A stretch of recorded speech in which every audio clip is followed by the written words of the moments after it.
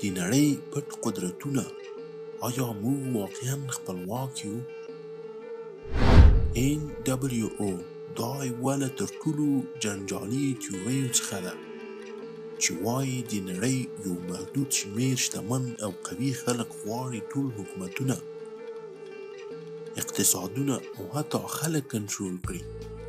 ویل کېږي چې دا راز پلانونه د عامو خلکو له سترګو پټ ساتل کېږي.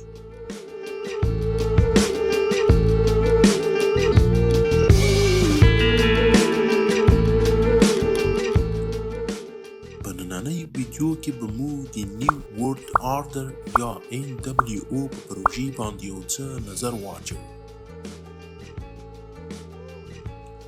موږ باور لرو چې موږ آزاد یو او موږ خپل ژوند خپله ټاکو، خو که دا یوازې یو خیال وي څنګه؟ که هغه تصمیمونه چې زموږ پر ژوند اغیزه لري د پردې تر شا د یو څو کسانو لخوا نیول کېږي.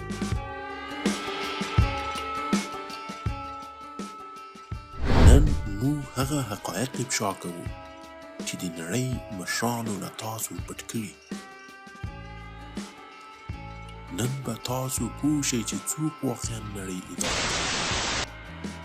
آیا تاسو پوهیږئ چې نړۍ یوازې د څو کورنیو لخوا اداره کېږي؟ راکفیلر، روتشیلډ، مورګان او د نړۍ نور پټ قدرتونه، دوی بانکونه، دولتونه او حتی جګړې کنټرولوي. خو که دوی اقتصاد کنټرولوي، نو آیا موږ واقعا خپلواک یو؟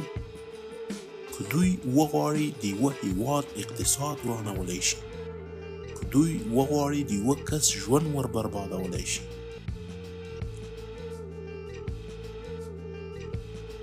پټه اداره څوک واک چلوي؟ تاسو به هیڅکله د دې خلکو نومونه په تلویزیون کې وانه اورئ، خو دوی ستاسو ژوند کنټرولوي. دوی قانونونه جوړوي، ولسمشران ټاکي او حتی انقلابونه رهبري کوي. خو دا کسان څوک دي او ولې خلک نه پیژني؟ که موږ فکر کوو چې د ډیموکراسۍ له لارې واک لرو، آیا دا یوازې یوه لوبه ده؟ آیا زموږ انتخابات، زموږ مشران او زموږ راتلونکي له مخکې ټاکل شوي دي؟ تاسو به د سامسونګ کارتون لیدلی وي چې زیاترې برخې په رښتیا تبدیلې شوې، لکه د ټرامپ بیرته راستنېدل، په امریکا کې اورلګېدنه او داسې نور. د ټکنالوژۍ پټ اړخ موږ څارل کېږو. موږ فکر کوو چې موږ آزاد یو، خو نه، زموږ حرکت څارل کېږي. ستاسو موبایلونه، کمپیوټر او حتی کورني برقي وسایل ستاسو خبرې اوري. که موږ تل تر کنټرول لاندې یو، نو آیا موږ واقعا خپلواک یو؟ که هر څه چې موږ وایو چیرته ثبتېږي، آیا موږ آزاد یو؟ که موږ هیڅ راز نه لرو، آیا موږ خپلواک یو؟ د نړۍ راتلونکی څه به پیښیږي؟ که دا کسان نن زموږ ژوند کنټرولوي، سبا به څه کوي؟ که دوی مصنوعي استخبارات وکاروي تر څو زموږ ذهن کنټرول کړي، که نوی نړیوال نظام موږ نور هم غلام کړي، څنګه؟ راتلونکی زموږ په لاس کې، یا موږ یوازې لوبغاړي یو؟ که دا هر څه رښتیا وي، آیا موږ چمتو یو؟ که دا حقیقت وي، نو راتلونکی به څنګه وي؟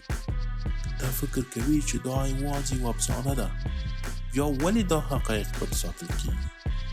ولې هر هغه څوک چې دا رازونه افشا کړي یا غلی کېږي یا ورک شي؟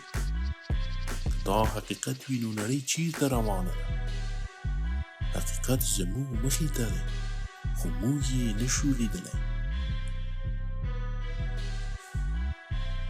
که ته غواړې نور وپوهېږې دې ویډیو ته لایک ورکړه، کومنټ وکړه او چینل سبسکرایب کړه تر څو موږ د نورو حقایقو پرده پورته کړو.